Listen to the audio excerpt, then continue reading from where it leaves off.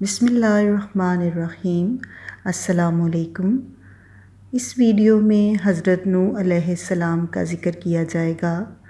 حضرت نوح علیہ السلام کا نام شکر تھا، بعد میں نوح ہوا کیونکہ آپ علیہ السلام اپنی قوم پر بہت نوحہ کیا کرتے تھے۔ قرآن پاک میں اللہ تعالیٰ فرماتے ہیں، اور بھیجا ہم نے نوح علیہ السلام کو اس کی قوم کے پاس، پس رہے وہ اپنی قوم کے پاس 950 سال، اور اس مدت میں 40 مرد اور 40 عورتوں کے سوا کوئی ایمان نہ لایا۔ اللہ تعالیٰ کے حکم سے حضرت نوح علیہ السلام ہر روز پہاڑ کی چوٹی پر چڑھ کر اللہ تعالیٰ کی طرف سے اللہ کی مخلوق کو دعوت حق دیتے اور پکار کر کہتے، لا الہ الا اللہ وانا رسول اللہ، اور ان کی آواز خدا کے حکم سے مشرق اور مغرب تک پہنچ جاتی۔ اس وقت کے مردود لوگ اس کلمے کی آواز سن کر انگلیاں اپنے کانوں میں ڈال لیتے۔ جب وہ ان لوگوں کو اللہ کی دعوت دیتے تو وہ کافر سب کے سب بے ادبی سے حضرت نوح علیہ السلام پر ہاتھ چلاتے اور مارتے مارتے بے ہوش کر دیتے۔ ایک دن کا ذکر ہے، حضرت نوح علیہ السلام نے اپنی قوم کو خدا کی طرف دعوت دی تو کافروں نے آ کر حضرت نوح علیہ السلام کو ایسا مارا کہ ان کے سارے کپڑے لہو لہان ہو گئے۔ تب ان کی بیوی جو کہ کافرہ تھیں کہنے لگیں کہ اے قوم، حضرت نوح علیہ السلام دیوانے ہو گئے ہیں۔ وہ جو کہتے ہیں دیوانے پن میں کہتے ہیں۔ حضرت نوح علیہ السلام نے جب یہ باتیں بے ادبی کی سنی تب آپ علیہ السلام نے آسمان کی طرف منہ کیا اور کہا، اے میرے رب، میں گر گیا ہوں کافروں میں، اور تو میرا بدلہ لے ان سے۔ فی الفور حضرت جبرائیل علیہ السلام نے آ کر کہا، اے نوح، آپ دعا کریں، آپ علیہ السلام کی دعا قبول ہوگی۔ یہ قوم کفار آپ علیہ السلام پر کبھی ایمان نہ لائے گی۔ آپ یہ درخت لگائیں۔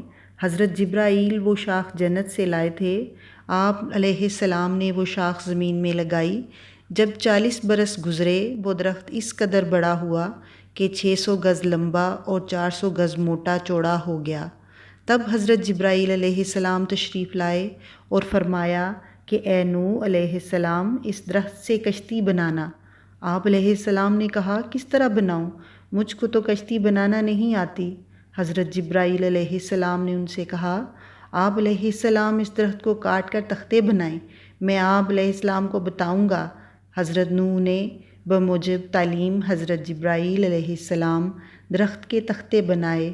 پہلے تختے پر نام آدم علیہ السلام کا، دوسرے تختے پر نام شیس علیہ السلام کا، اور تیسرے تختے پر نام ادریس علیہ السلام کا، اور چوتھے تختے پر نام نوح علیہ السلام کا، اور پانچویں تختے پر نام موسیٰ علیہ السلام کا، اور چھٹے تختے پر نام صالح علیہ السلام کا، اور ساتویں تختے پر نام ابراہیم علیہ السلام کا، اور اسی طرح 1,24,000 تختے پیغمبروں کے نام کے نکالے، یعنی ہر تختے پر ایک پیغمبر کا نام لکھا تھا، اور آخری تختے پر نام حضرت محمد صلی اللہ علیہ وآلہ وسلم کا تھا۔ حضرت نوح علیہ السلام نے جب جبرائیل علیہ السلام کی تعلیم سے کشتی بنائی، جب کشتی تیار ہوئی تو اس کشتی کو دیکھ کر کافر لوگ بہت ہنسے اور افسوس کرنے لگے کہ خشک زمین میں غرق ہونے کا بچاؤ کرتا ہے، اور حضرت نوح علیہ السلام اس پر ہنستے تھے کہ دیکھو ان کے سر پہ موت کھڑی ہے اور یہ لوگ ہنستے ہیں۔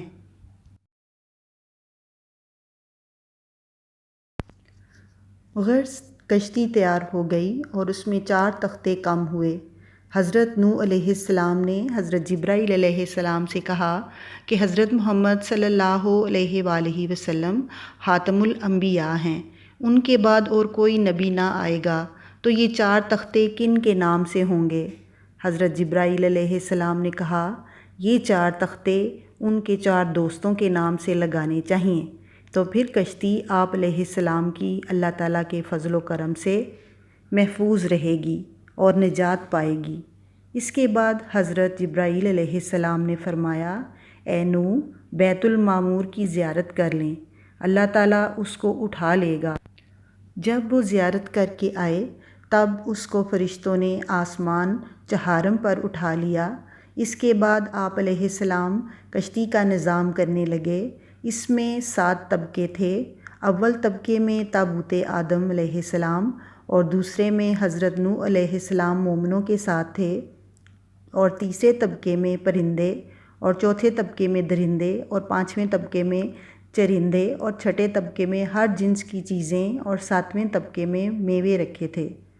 حضرت جبرائیل علیہ السلام نے فرمایا، اے نوح علیہ السلام، ایک ایک جوڑا ہر جانور کا کشتی میں رکھ لو۔ حضرت نوح علیہ السلام نے کہا کہ کوئی جانور مشرق میں تو کوئی مغرب میں ہے، کیسے ان سب کو اکٹھا کروں گا؟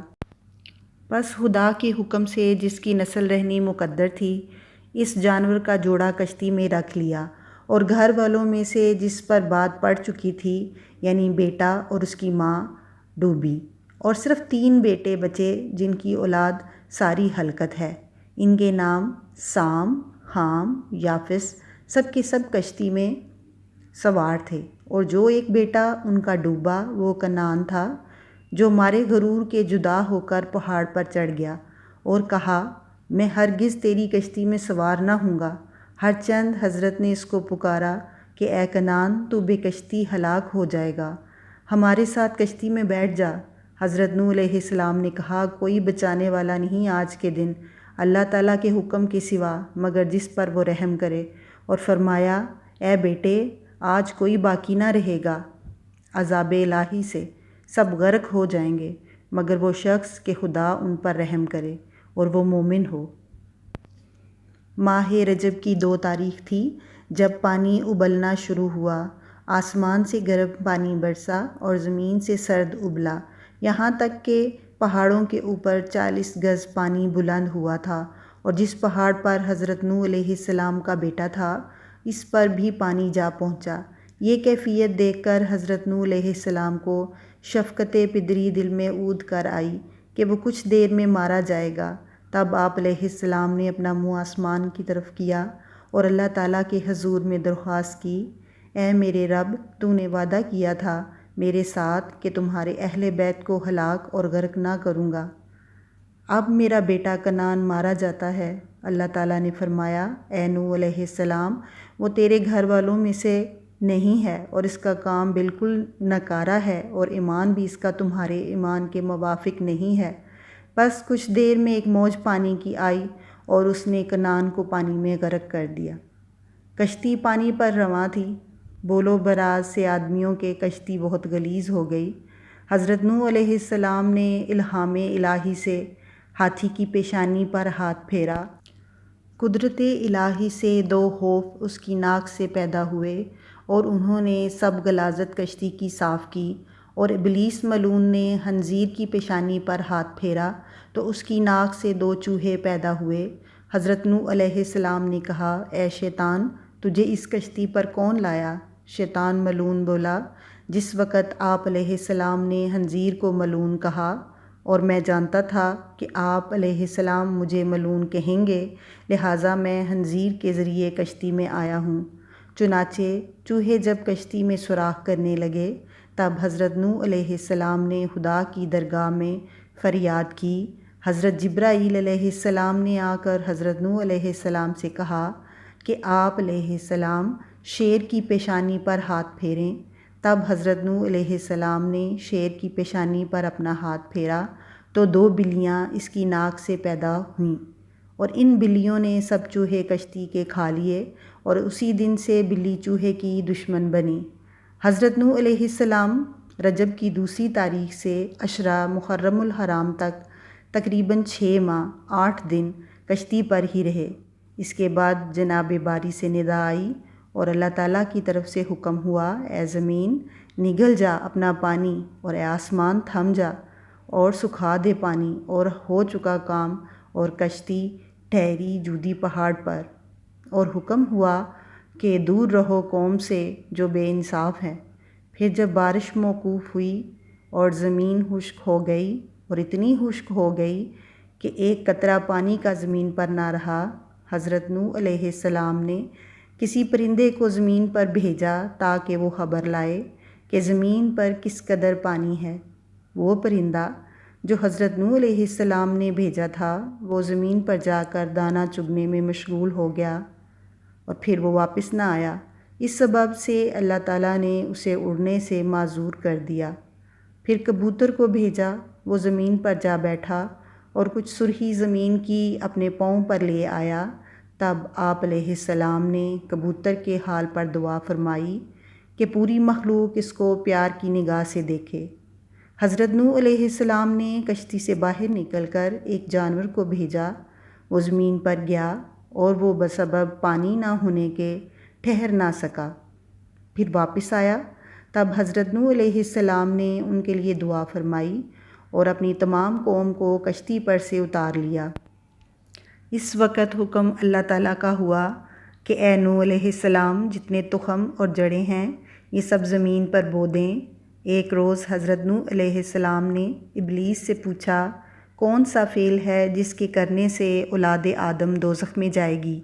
وہ بولا 4 چیزیں ہیں اور وہ یہ ہیں: حسد، حرص، تکبر اور بخل۔ حضرت نوح علیہ السلام نے اس کی شرح اس سے پوچھی۔ اس نے بیان کیا، میں نے 70,000 برس اللہ تعالیٰ کو سجدہ کیا اور اس کی عبادت کی۔ جب آدم علیہ السلام کو اللہ تعالیٰ نے بنایا اور ان کو سجدہ کرنے کے لیے سب فرشتوں کو حکم کیا، سب فرشتوں نے ان کو سجدہ کیا تو میں نے حسد کر کے نہ کیا، اس لیے میں سزاوار لعنت کا ہوا۔ اور دوسری یہ ہے کہ حق تعالیٰ نے مجھ کو ارشاد فرمایا کہ تو نے آدم علیہ السلام کو سجدہ کیوں نہیں کیا؟ اس وقت پھر میں نے تکبر کیا اور کہا میں اس سے بہتر ہوں، کیونکہ تو نے آدم علیہ السلام کو خاک اور مجھ کو آگ سے بنایا۔ اس لیے حق تعالیٰ نے اپنی درگاہ سے مردود کیا۔ اور تیسری وجہ حرص ہوئی آدم کو گیہوں کھانے کی، جس سے اللہ تعالیٰ نے منع کیا تھا تاکہ وہ ہمیشہ جنت میں رہیں، اور میں نے ان کو گیہوں کھلایا، اس لیے وہ بہشت سے نکالے گئے، یہاں گرفتار ہوئے۔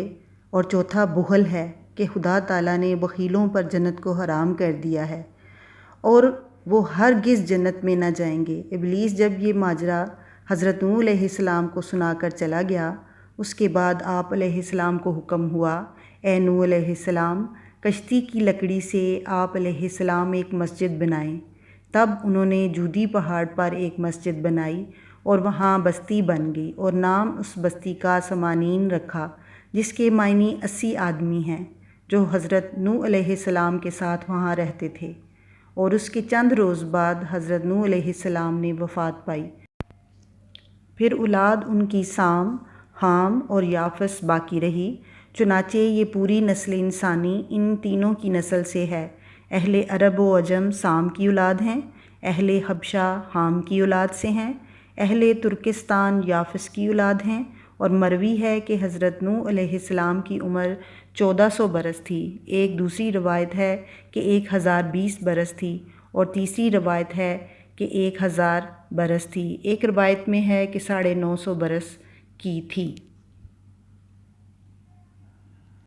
قرآن پاک میں بیان کیے گئے تمام واقعات اہل ایمان کے لیے سبق ہیں۔ جو بھی عقل و دانش اور فہم رکھنے والے ہیں وہ ان کو سنتے، سمجھتے اور ان سے سبق حاصل کرتے ہیں اور اپنی زندگیوں کو بہتر بنانے کی کوشش کرتے ہیں۔ اللہ تعالیٰ آپ سب کو ایمان کی سلامتی کے ساتھ صحت والی زندگی عطا کرے، آمین۔